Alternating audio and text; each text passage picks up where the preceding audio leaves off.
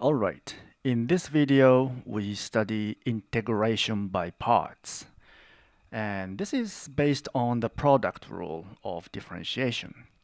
Okay, let's start. So first, let's review the product rule. Okay, so suppose we have two differentiable functions and consider differentiating the product of these functions. So if we differentiate this, we have f of x times g prime of x and f prime of x and g of x. So this is the product rule. So if we integrate both sides, then we have, so the left hand side, this becomes, so since the entire integrand is a derivative, so if we integrate it, we just get the product of the functions on the left hand side. And on the right hand side, we have two terms, so let's separate them. F of x, g prime of x dx plus f prime of x times g of x. So in integration by parts, we are interested in an integral of this form. So let's move this to the left hand side. So if we want to integrate something of this form, some function times the derivative of another function, this can be calculated as f of x times g of x minus and this thing. So f prime of x, g of x dx. So if we can recognize the integrand as this product, f times g prime, then it can be calculated as f of x times g of x minus f prime integration of f prime times g. Okay, so hopefully this integration here is simpler than this integration on the left hand side. So this is how integration by parts works. Of course, if we want to calculate a definite integral, then those upper bound and lower bounds are just added here, a and b, and so on. Let's see an example. Let's suppose we are interested in integrating x times cosine hyperbolic of x, so cos x. So now consider this x as f of x and cos x as g prime of x. Okay, so what could g be if g prime is cosine hyperbolic cosine x? And that is hyperbolic sine sin x prime, right? So this is equal to this cosine hyperbolic h. So according to this recipe, this is equal to, so first we get x and we get sine hx here, and minus, so if we differentiate x, we get just 1, and we get sine h dx. Right. So 1 is just 1, so we can just ignore it. And x sin sine hx, and this thing, if we integrate this, what we get? We get cosine h cosine h of x plus constant. So this is it. Sometimes we end up applying integration by parts repeatedly. So here's such an example. Suppose, let's say in is an integration of this function, dx over x squared plus 1 to the power of n, where n is a natural number. Okay?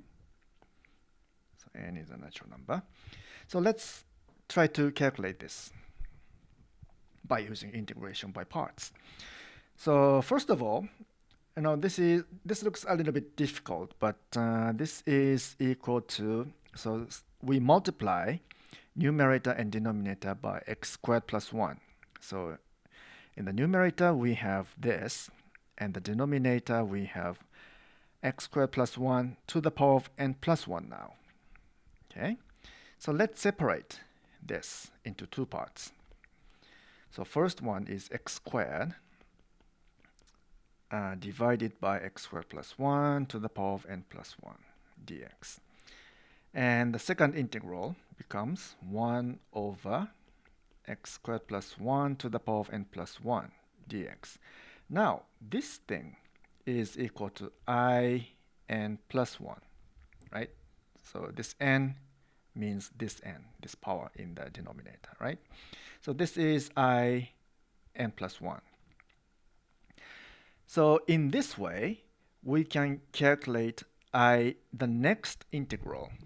Like, okay, let's write it down here like this. I n plus 1 is equal to this I n minus integral of x squared plus 1 to the power of n plus 1 dx. Okay, so once we know this thing, I n, then we can calculate the next I n plus 1 by subtracting this integral. So now, how can we calculate this integral? That is the question. So let's calculate this integral, x squared over x squared plus 1 to the power of n plus 1 dx. And first we separate this x squared into x times x times x over x squared plus 1 to the power of n plus 1. So why do we do that? Because that's because if we have x in the numerator, this factor looks almost like the derivative of 1 over x squared plus 1 to the power of n, right? So if we differentiate this function, we get, what do we get? Negative 2nx over x squared plus 1 to the power of n plus 1, right? So if we divide this thing by negative 2n, and we have this. So this part is actually this, right? So we have this, and let's see, negative 1 over 2n and x squared plus 1 to the power of n, derivative here. So now we can apply integration by parts. So we have x here, and negative 2n x squared plus 1 to the power of n, and minus, but we have negative sign here, so it's plus, and we have, if we differentiate x, we just get 1, and we get 1 over 2n x squared plus 1 to the power of n dx. Let's put this 2n out. 2n out, so that's 2n. But this integral is equal to in. So after all, let's put into this, and we have in plus 1 is equal to in minus this whole thing. So if we subtract this whole thing, we have here, we have plus x and 2n x squared plus 1 to the power of n, and minus 1 over 2n in. So let's put these together. 1 minus 1 over 2n in plus x over 2n x squared plus 1 to the power of n. So once we know I1, then we can calculate I2. And once we know I2, then we can calculate I3 repeatedly. So now the most important thing is how we start. So I1 is this. dx over x squared plus 1, but that is arctangent. X plus constant. So we know I1. So from I1, we substitute this into this, and we get I2. Let's be more explicit. So I2 should be 1 minus, so n is 1, so that is 1 over 2. And we have arctangent plus constant, and plus x over, so n is 1, so we have 2, and x squared plus 1, and that's it. So that is I2. And I3 can be calculated in a similar manner, but with different functions here, and so on. So integration by parts is quite simple once you recognize the pattern of product between one function and the derivative of another function. Okay, that's all for this video. See you later.